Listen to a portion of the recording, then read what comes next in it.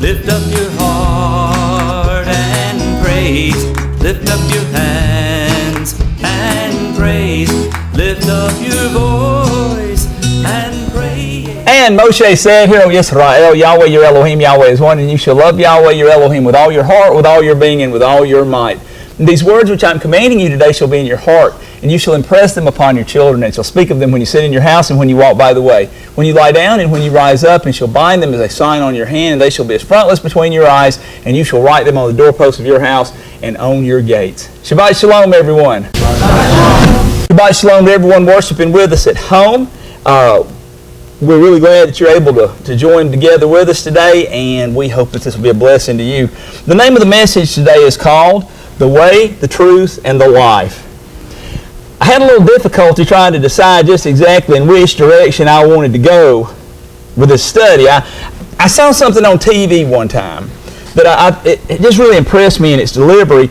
It showed the Earth from outer space, all right, which of course looks like a big blue ball, and it's interspersed with green areas and brown areas and white on the top and on the bottom, and with these white clouds all around.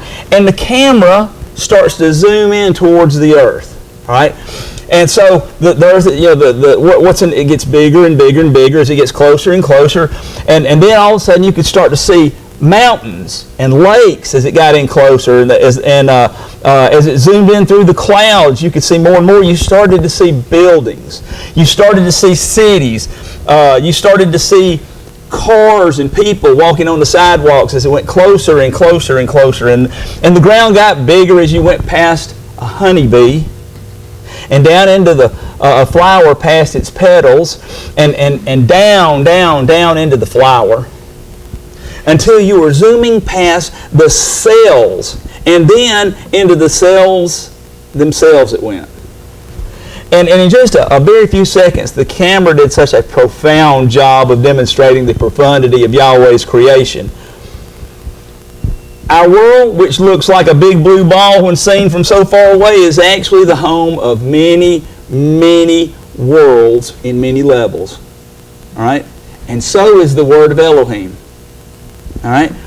And for any of you who know me, you'll know that I won't be delving through many levels in just a few seconds, profound or otherwise.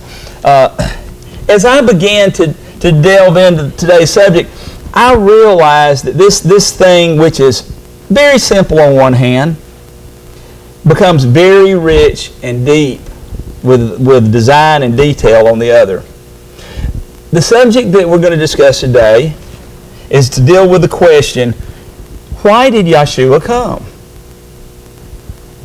We will, of course, look at the word of Elohim for answers, and just like the TV demonstration, we can oftentimes be awestruck with all of the simplicity which lives within, or specificity, all the specificity that lives within such simplicity. And before I get too far into this, I want to point out that you don't have to understand photosynthesis to appreciate a walk in a beautiful green meadow. Amen. That's right. Now, though the word of Yahweh can be very deep indeed, there is always more to learn, and we can enjoy our relationship with our Heavenly Father no matter where we are on the path. Amen. Amen. All right. And in case we haven't talked about this in a while, if your deeper understanding leads you in a direction that gives you permission to transgress things which are clearly written in the Word of Yahweh, you've likely gotten on the wrong path. Amen. All right. So, what's the subject? Before I ramble any further, I'm going to ask you a question that sometimes comes up. When we discover things in the Scripture that they are not necessarily as we've always been taught in our former walks, this question will come up. Why did Yahushua come? What do you think? You know? Why do you think he had to come? Give me some answers. For the lost sheep of Israel. What else? For example. To save us. I mean, to give his life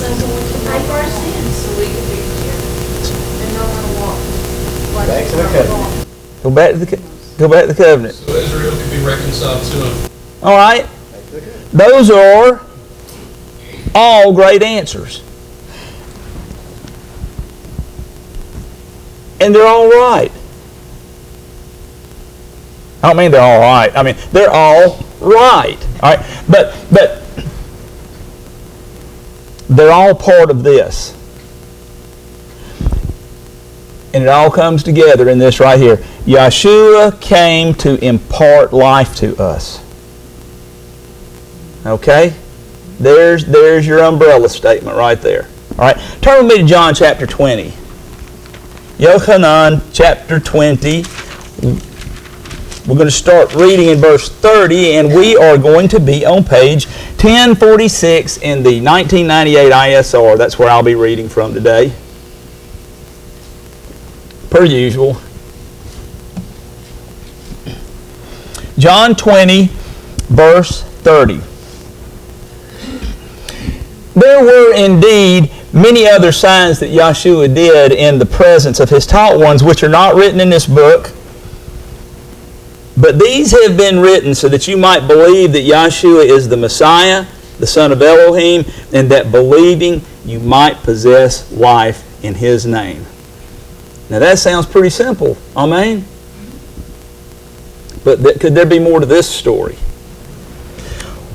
One of the things that we have to overcome is our understanding of, quote, belief in Yahushua. All right?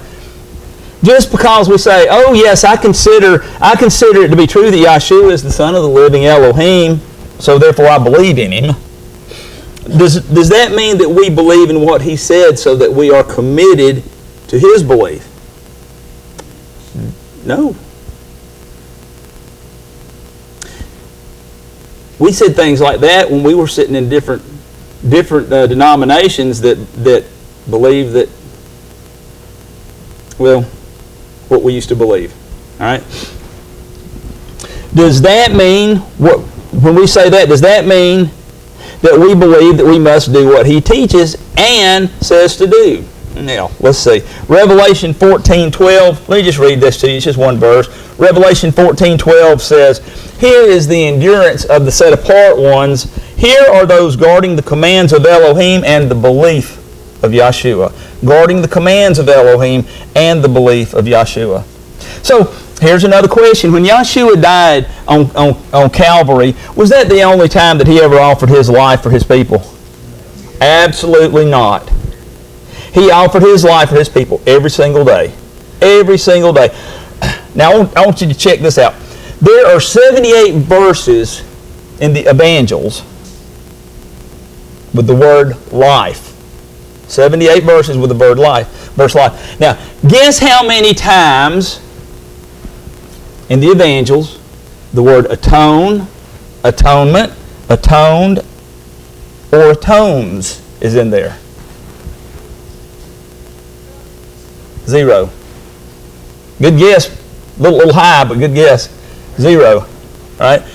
Now, I bet that's a big surprise for some people. Some people might think, well, I would have thought that was in there lots of times. The word forgive, it's in there 18 times. But most of them are telling us to forgive one another. All right? Forgive and forgiveness forgives are in there 15, 6, and 1 time, respectively. But life is in there 78 times. Kind of makes you think maybe there's something we need to be impressed with about life. All right? Well, Yahushua came to impart life to us, and that is an awesome thing. Amen. All right. All right. So let's look at this, and we'll just see where it leads. John chapter 14. Yochanan chapter 14. We will be on page 1037. We're going to start reading in verse 1.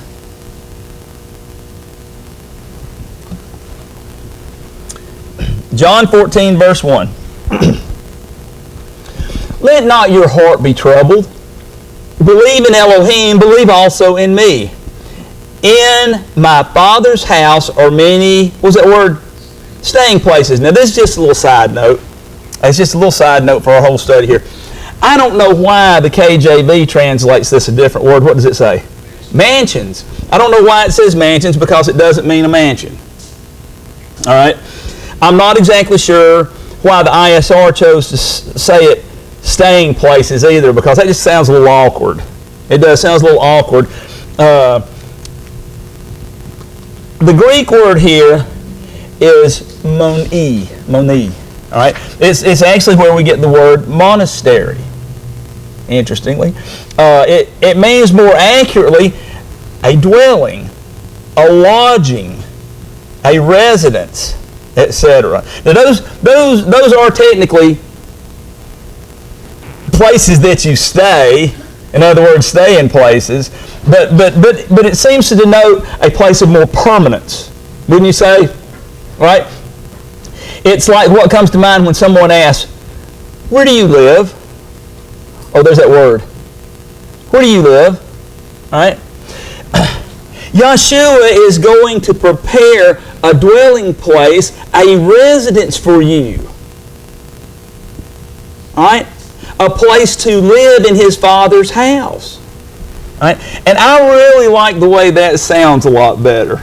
I mean, Yahushua is going to prepare a place for me to live in His Father's house. Our Father's house. All right? So, getting back to it, I just wanted to share that with you because it just sounds a little more homey, doesn't it? All right. In my Father's house are many, let's say, dwelling places. All right. And if not, I would have told you, I go to prepare a place for you. And if I go to prepare a place for you, I shall come again and receive you to myself, that where I am, you might be too. And where I go, you know, and the way you know. All right? Taoma, that would be Thomas, said to him, Master, we do not know where you are going, and how are we able to what? Know the way. And Yahushua said to him, I am the way, and the truth, and the life. All right? No one comes to the Father, that would be at one of those dwelling places. All right? No one comes to the Father except through me. Show us the way, tell us the truth, so that we might have what? Life. But what does that mean? Well, it means to follow Him for one thing. One verse, write it down, look at it later if you want to. Romans 10:4 says, For Messiah is the goal of the Torah unto righteousness to everyone who believes. All right? So, let's look at what Yahushua said. Let's look at, start with Matthew 16. Matthew 16, we're going to be on, starting in verse 21, so we're going to be on page 936.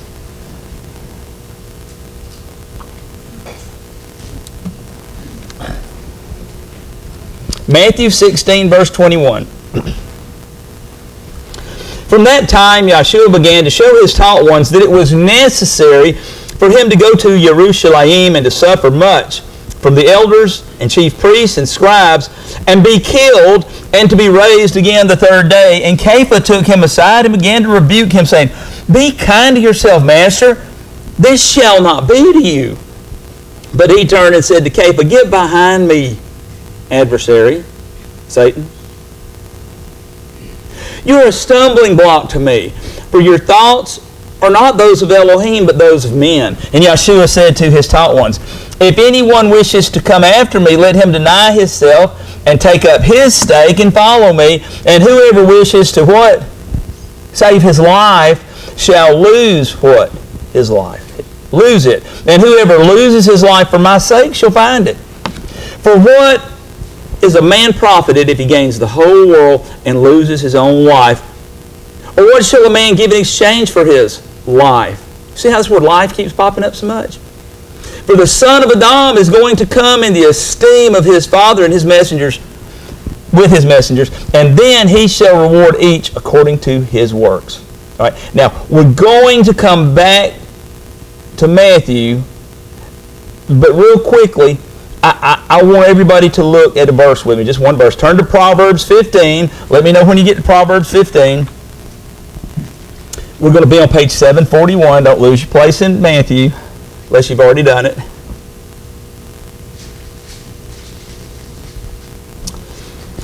Proverbs 15. Is everybody there? All right. And we're going to look at verse 24. The path of what? Life. The path of life is upward for the wise to turn away from the grave below. So, this path to life idea seems to predate Yahshua's ministry. Amen? All right? But is it some old idea that had outlived its usefulness by Yahshua's day? No, I don't think so. Back in Matthew chapter 7. Matthew 7. We are going to start reading in verse 13. Most people should be very familiar with this. Enter in through the narrow gate, because the gate is wide and the way is broad that leads to destruction, and there are many who enter in through it. Because the gate is narrow and the way is hard pressed, that would be the path to life, which leads to life. All right? And there are few who find it. So I would say that it has not outlived its usefulness. Amen?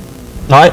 Now, while we're here at the Sermon on the Mount, I've just got to reflect on two different relevant favorite passages which speak to Yahushua telling the truth, showing us the way so that we might have life. All right? If we believe in doing what the way and the truth and the life tells us to do so that we might follow Him into life. So let's turn to Matthew 5. Go back one page. Verse 17.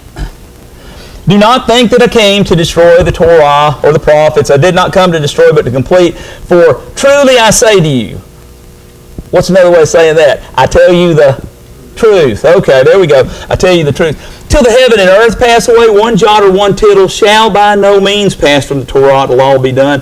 Whoever then breaks one of the least of these commands and teaches men so shall be called least in the reign of the heavens, but whoever does and teaches them, he shall be called great in the reign of the heavens. For I say to you that unless your righteousness exceeds that of the scribes and the Pharisees, you shall by no means enter into the reign of the heavens. So you mean to tell me that when He tells us the truth, that if we break and teach to break and do like the Pharisees, that we won't be eligible to go to the Father and live in one of those dwelling places that Yahushua is going to prepare for us? Huh. Is that right? Sure looks like it. That's a big deal, I mean. Well, maybe that was just a little faux pas on Yahshua's part.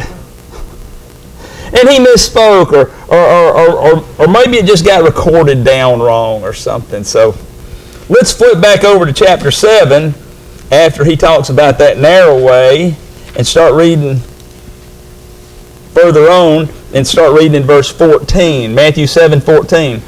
Because the gate is narrow and the way is hard pressed which leads to life, and there are few who find it. But beware of false prophets who come to you in sheep's clothing, but inwardly they are savage wolves. Do wolves give life to the sheep, or do they kill them? Yeah, I think that's kind of what he's driving at here. By their fruits you shall know them. Are grapes gathered from thorn bushes, or figs from thistles? So, every good tree yields good fruit, but a rotten tree yields wicked fruit. And a good tree is unable to yield wicked fruit, and a rotten tree to yield good fruit. Every tree that does not bear good fruit is cut down and thrown into the fire. And then, by their fruits you shall know them. Not everyone who says to me, Master, Master, shall enter into the reign of the heavens. That would be in those dwelling places that Yahushua is going to prepare for us, amen? But he who is doing the desire of my Father in the heavens. Many shall say to me in that day, Master, Master, have we not prophesied in your name and cast out demons in your name and done many mighty works in your name? And then I shall declare to them, I never knew you. Depart from me, you who work lawlessness. Well, I guess when he said truly not one jot or tittle, it was no faux pas. He said what he meant. All right? Verse 24. Therefore, everyone who hears these words of mine and does them shall be like a wise man who built his house on the rock, and the rain came down, and the floods came, and the winds blew and beat on that house, and it did not fall, for it was founded on the rock. And everyone who hears these words of mine and does not do them shall be like a foolish man who built his house on the sand. And the rains came down, and the floods came, and the winds blew, and they beat on that house, and it fell, and great was its fall. And it came to be when Yahushua had ended these words that the people were astonished at his teaching, for he was teaching them as one possessing authority and not as the scribes. The way, the truth, and the life. All right? Matthew 18.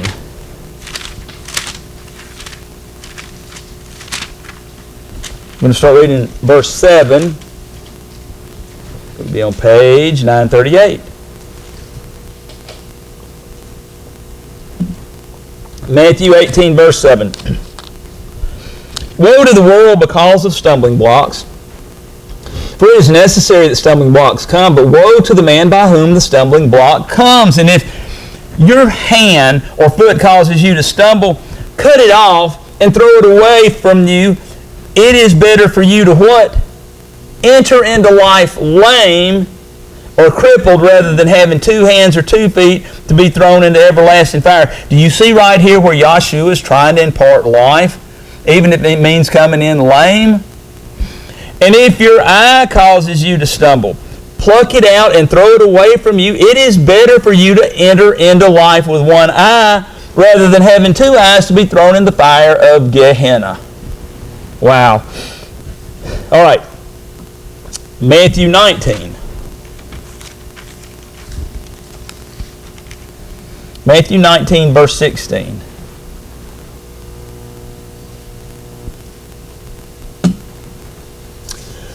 Remember that we're talking about Yahushua came to impart life to us. Verse 19, chapter 19, verse 16. And see, one came to him and said to him, Good teacher, what good shall I do to have everlasting life? He went to the man to find out how to get this. We're talking about today. And he said to him, Why do you call me good? No one is good except one, Elohim. But if you wish to enter into life, guard the commands. I just don't really think that he would have just misled this fellow. Amen? All right? Verse 18. He said to him, Which? And Yahushua said, You shall not murder, you shall not commit adultery, you shall not steal, you shall not bear false witness. Respect your father and your mother, and you shall love your neighbor as yourself. The young man said to him, All these I have watched over from my youth. What do I still lack? And Yahushua said to him, If you wish to be perfect, go sell what you have and give to the poor, and you shall have treasure in heaven, and come and follow me. So we see that the way, the truth, and the life keeps pointing us back to following him, and that we are to guard the Torah of Yahweh. John 3. John chapter 3. The sad thing about what we're going to read here is one of the verses in here kind of gets twisted to get you to that point where all you've got to do is consider Yahushua to be who he said he was in your mind, and then you're saved. But I don't think that's what we're actually seeing here. John chapter 3, verse 1. And there was a man of the Pharisees, Nicodemus. Nicodemus is Nicodemus, is what we're used to hearing him called. Was his name, a ruler of the Yehudim, of the Jews. And this one came to Yahushua by night and said to him, Rabbi, we know that you are a teacher come from Elohim, for no one is able to do these signs you do if Elohim is not with him. Yahushua answered and said to him, Truly, truly, I say to you, unless one is born from above, he is unable to see the reign of Elohim. And Nicodemus said to him, How is a man able to be born when he is old? Is he able to enter into his mother's womb a second time and be born? Yahushua answered, Truly, I say to you, unless one is born of water and spirit, That might be important. He is unable to enter into the reign of Elohim. That which has been born of the flesh is flesh, and that which has been born of the Spirit is spirit. Do not marvel that I said to you, you have to be born from above. The Spirit breathes where it wishes, and you hear the sound of it, but do not know where it comes from and where it goes. So is everyone who has been born of the Spirit. Nicodemus answered and said to him, how is it possible for this to take place? And Yahushua answered and said to him, are you the teacher of Yisrael and do not know this? Truly, Yahushua keeps saying truly, doesn't he? Truly, truly, I say to you, we speak what we know and witness what we have seen, and you do not receive our witness. If you do not believe when I spoke to you about earthly matters, how are you going to believe when I speak to you about the heavenly matters? And no one has gone up to heaven except he who came down from heaven, the Son of Adam. And as Moshe lifted up the serpent in the wilderness, even so the Son of Adam has to be lifted, so that whoever believes by merely considering it to be true that he is the Son of Elohim should not perish. Is that what yours says? Yours doesn't say that? Somebody's messed with my glasses again. So that whoever is believing in him should not perish, but possess everlasting life. For Elohim so loved the world that he gave his only brought forth Son, so that everyone who believes in him should not perish, but possess everlasting life. For Elohim did not send his Son into the world to judge the world, but that the world through him might be saved. That's why he came. That's why he came. He who believes in him is not judged, but he who does not believe is judged already, because he has not believed in the name of the only brought forth Son of Elohim. And this is the judgment, that the light has come into the world, and men loved darkness rather than the light, for their works were wicked. For everyone who is practicing evil matters hates the light and does not come to the light, lest his work should be exposed. But the one doing what? Truth comes to the light, so that his works are clearly seen that they have been wrought in Elohim. Okay, so I want to ask this question. Is there any place in the Scripture where we can find where it speaks to this life and water and spirit that a teacher of Yisrael should have known? I think so. Let's go take a look in Ezekiel chapter 36. We're going to read in Ezekiel 36 and 37 because we must. We must to get the full benefit of this. We're going to start reading in verse 16 in Ezekiel 36, page 565.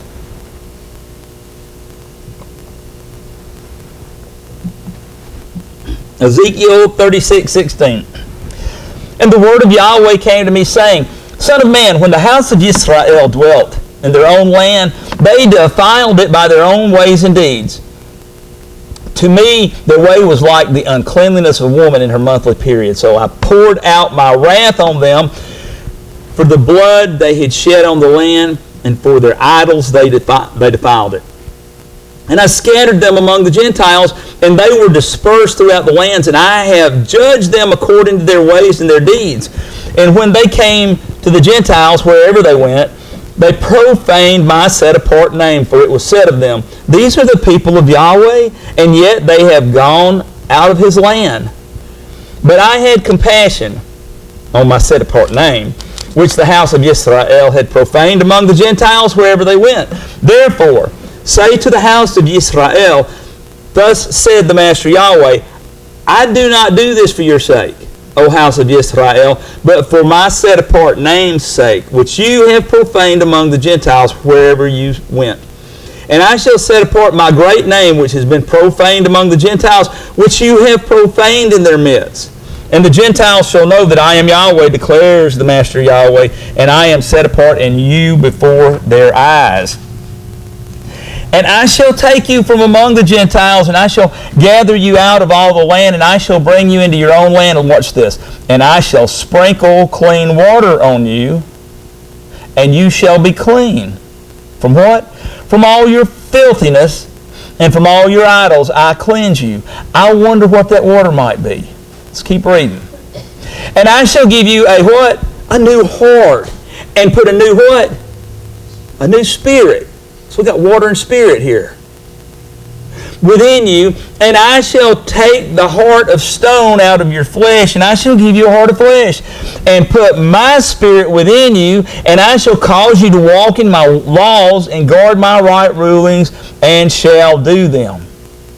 And you shall dwell in the land that I gave your fathers, and you shall be my people, and I shall be your Elohim, and I shall save you from all your uncleanlinesses. And I shall call for the grain and increase it, and I shall bring no scarcity of food upon you, and I shall increase the fruit of your trees and the increase of your fields, so that you need never again bear the reproach of scarcity of food among the Gentiles. And you shall remember your evil ways and your deeds that were not good, and you shall loathe yourselves in your own eyes for your crookednesses and your abominations. I would say that's some pretty serious repentance. Not for your sake am I acting, declares the Master Yahweh. Let it be known to you. Be ashamed and blush for your ways, O house of Yisrael. Thus said the Master Yahweh. On that day that I cleanse you from all your crookedness, I shall cause the cities to be inhabited, and the ruined places shall be built. And the land that was laid waste, tilled instead of being a ruin before the eyes of all who pass by. And they shall say, the land that was laid waste has become like a garden of Eden. And the wasted, the deserted, and the destroyed cities are now walled and inhabited. Then the Gentiles, which are left all around you, shall know that I, Yahweh, have rebuilt the destroyed places and planted what was laid waste. I, Yahweh, have spoken it, and I shall do it.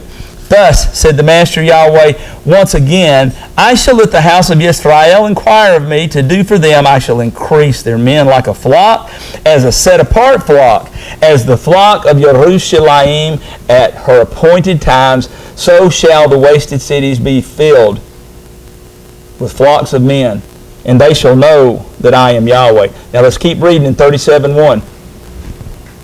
The hand of Yahweh was upon me and took me out by the Spirit of Yahweh and set me down in the midst of the valley, and it was filled with what? Bones. And he made me pass among them all around, and see, there were many on the surface of the valley. And see, they were very dry.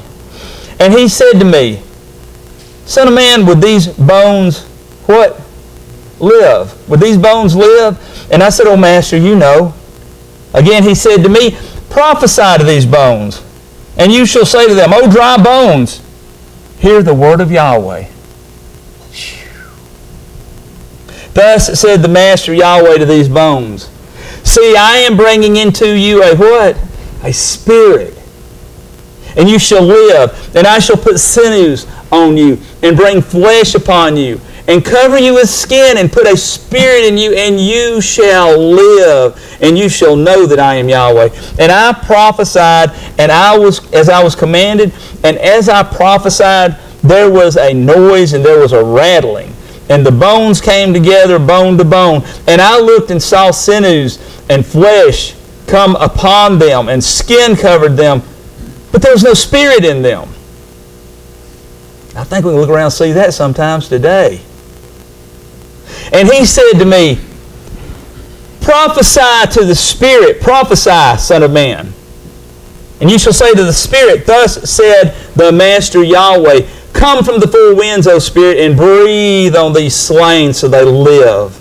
And I prophesied as he commanded me, and the Spirit came into them, and they lived and stood upon their feet, a very great army. And he said to me, Son of man, these bones are all the house of Yisrael.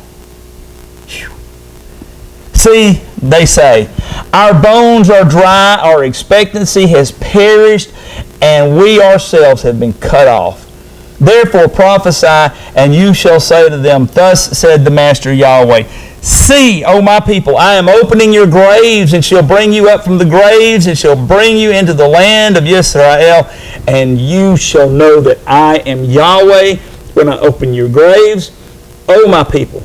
and bring you up from the graves, and I shall put my spirit in you, and you shall live. I shall settle you in your own land, and you shall know that I, Yahweh, have spoken, and I have done it, declares Yahweh.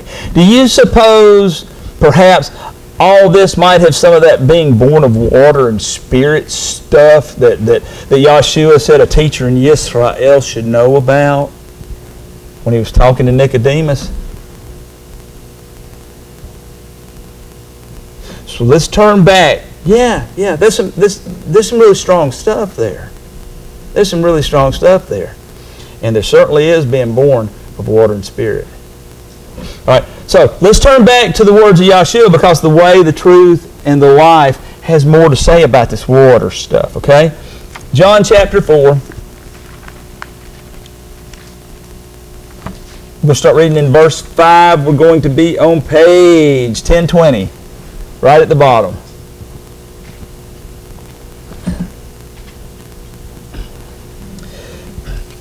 So he came to a city of Shomeron called Shechem, near the piece of land Yaakov gave to his son Yosef. And Yaakov's fountain was there. So Yahushua began, being wearied from the journey, was sitting thus at the fountain. It was about the 6th hour. A woman of Shomeron came to draw water. And Yahushua said to her, "Give me to drink." For his taught ones had gone off into the city to buy food. The woman of Shomeron, that be a Samaritan, therefore said to him, "How is it that you, being a Yehudit, ask a drink of water from me, a woman of Shomeron, and yet for the Yehudim do not associate with Shomeronites?"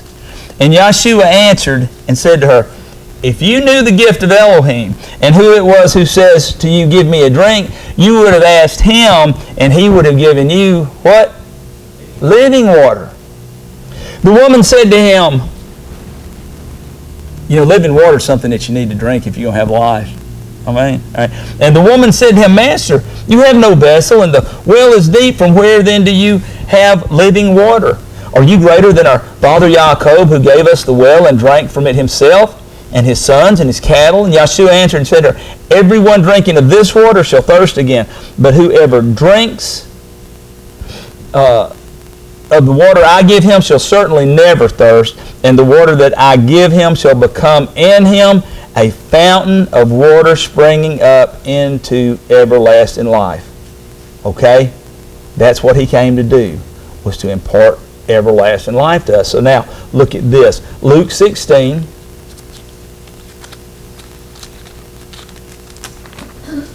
Verse 19.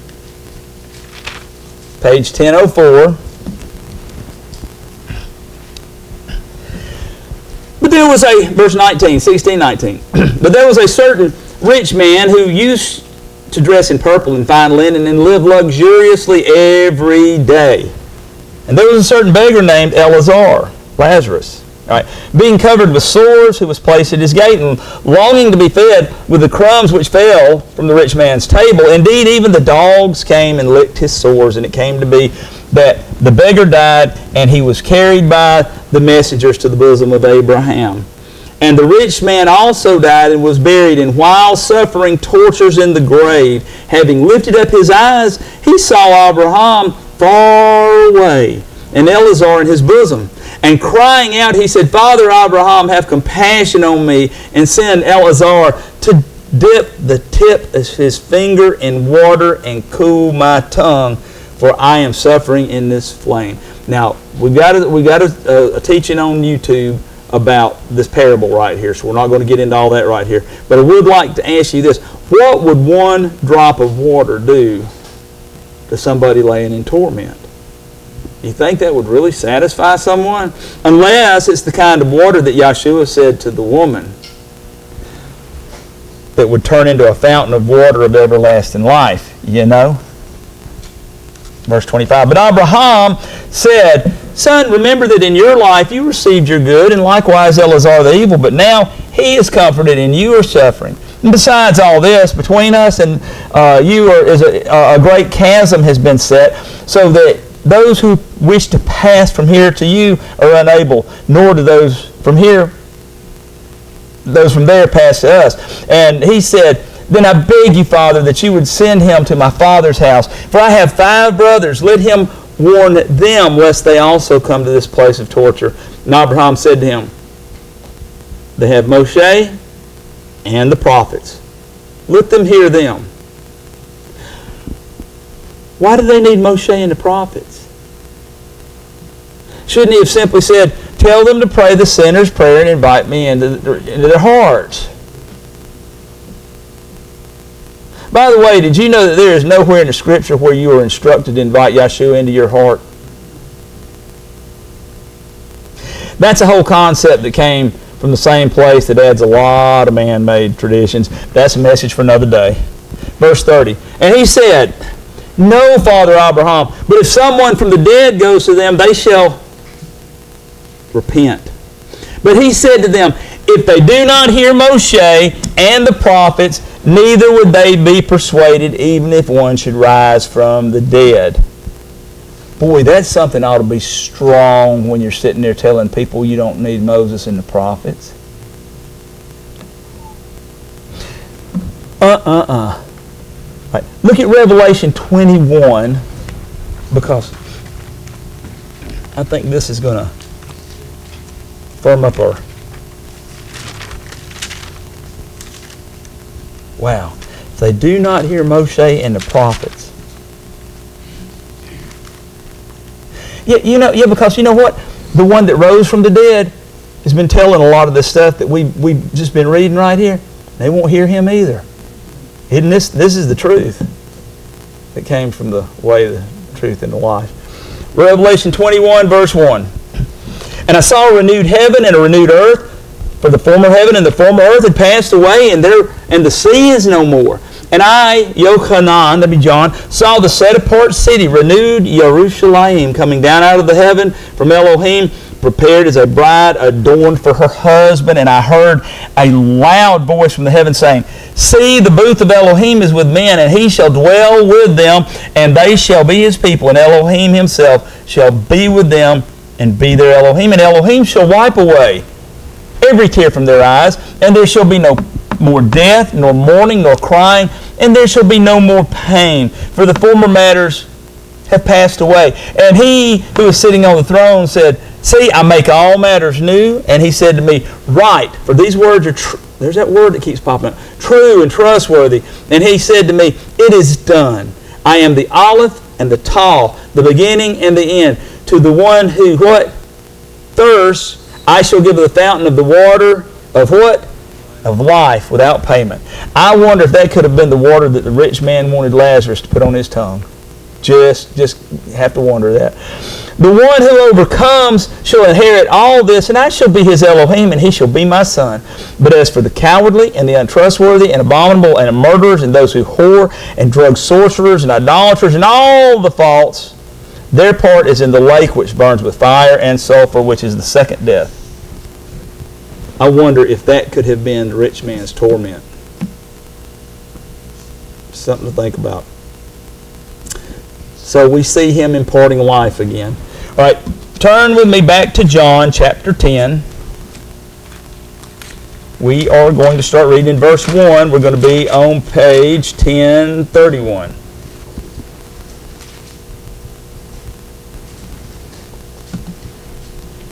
John 10, verse 1. Truly, truly, I say to you, he who does not enter through the door into the sheepfold, but climbs up by another way, that one is a thief and a robber. But he who enters through the door is the shepherd of the sheep. The doorkeeper opens for him, and the sheep hear his voice, and he calls his own sheep by name and leads them out. And when he has brought out his own sheep, he goes before them, and the sheep follow him because they know his voice. And they shall by no means follow a stranger, but shall flee from him because they do not know the voice of strangers. Yahushua used this figure of speech, but they did not know what he had been saying to them. Yahushua therefore said to them again, truly, truly, I say to you, I am the door of the sheep. All who came before me are thieves and robbers, but the sheep did not hear them. I am the door. Whoever enters through me, he shall be saved, and shall go on in, and shall go out and find pasture. The thief does not come except to steal, and to slaughter, and to destroy. I have come that they might possess what? Life. And that they might possess it beyond measure. I am the good shepherd. The good shepherd lays down his life for the sheep. But the hireling, and not being a shepherd, one who does not own the sheep, sees the wolf coming and leaves the sheep and flees. And the wolf snatches the sheep and scatters them. Now the hireling flees because he is a hireling and is not concerned about the sheep. I am the good shepherd, and I know mine, and mine know me, even as the Father knows me. I know the Father, and I lay down my life for the sheep. And other sheep I have which are not of this fold, I have to bring them as well, and they shall hear my voice, and there shall be one flock and one shepherd. Because of this, the Father loves me, because I lay down my life in order to receive it again. No one takes it from me, but I lay it down of myself. I have authority to lay it down, and I have authority to receive it again. This command I have received from my Father. Again, there came a division among the Yehudim because of these words, and many of them said, he has a demon and is mad. Why do you listen to him? And others said, these are not the words of one possessed by a demon. Is a demon able to open the eyes of the blind? At that time, the Hanukkah came to be in Jerusalem, and it was winter, and Yahushua was walking in the set-apart place in the porch of Shlomo. So the Yehudim surrounded him and said to him, how long do you keep us in suspense? If you are the Messiah, say it to us plainly. Yahushua answered them, I have told you, and you do not believe. The works that I do in my Father's name, they bear witness concerning me. But you do not believe because you are not of my sheep. I said to you, my sheep hear my voice, and I know them, and they follow me. And I give them what? Everlasting life, and they shall by no means ever perish, and no one shall snatch them out of my hand. My Father who has given them to me is greater than all, and no one is able to snatch them out of my hand. And I want to look in Revelation again just for a moment, chapter 22. Because you see, in Revelation 22, we start getting into where the fold is brought in. Verse 11. He who does wrong, let him do more wrong. He is filthy, let him be more filthy. He who is righteous, remember this is after the booth of Elohim is with men, etc. All right. Let him be more. He who is righteous, let him be more righteous. He who is set apart, let him be more set apart. And see, I am coming speedily, and my reward is with me to give each according to his work. I am the Aleph and the Tau, the beginning and the end, the first and the last. Blessed are those doing his commands, so that the authority shall be theirs unto the tree of life, and to enter through the gates into the city. But outside are the dogs. Let me back up a verse. You see what it says? Theirs shall be theirs unto the tree of life. Okay? But outside are the dogs, and those who enchant with drugs, and those who whore, and murderers, and the idolaters, and all who love and do falsehood. I, Yahushua, have sent my messenger to witness to you these matters in the assemblies. I am the root and the offspring of David, the bright and morning star. And the Spirit and the bride say, come. And he who hears, let him say, come. And he who thirsts, come. And he who desires it, take the waters of life without paying. For I witness to everyone hearing the words of the prophecy of this book. If anyone adds to them, Elohim shall add to him the plagues that are written in this book. And if anyone takes away from these words of this book, of this prophecy, Elohim shall take away his part from the book of life and out of the set-apart city which are written in this book. He that bears witness to these matters says, yes, I am coming speedily. Amen. Yes, come, Master Yahushua. The favor of our Master, Yahushua Messiah, be with the set-apart ones. Amen. So, brothers and sisters, that is why Yahushua came, that we might have life. As it said in John 10, 10 and 11, I have come that they might possess life, that they might possess it beyond measure. Whew. I am the good shepherd. The good shepherd lays down his life for the sheep. He did that to show us the way and tell us what? The truth, so that we might have life. In verse 4, John 14:6, Yahushua said to him, I am the way, the truth, and the life. No one comes to the Father except through me. Ibrokeka Yahweh ba'ishmareka ya'er Yahweh panavaleka vikaneka yasa Yahweh panavaleka v'yasem lakash shalom. Yahweh bless you and guard you. Yahweh make his face to shine upon you and shall favor you. Yahweh lift up his face upon you and give you his complete contentment.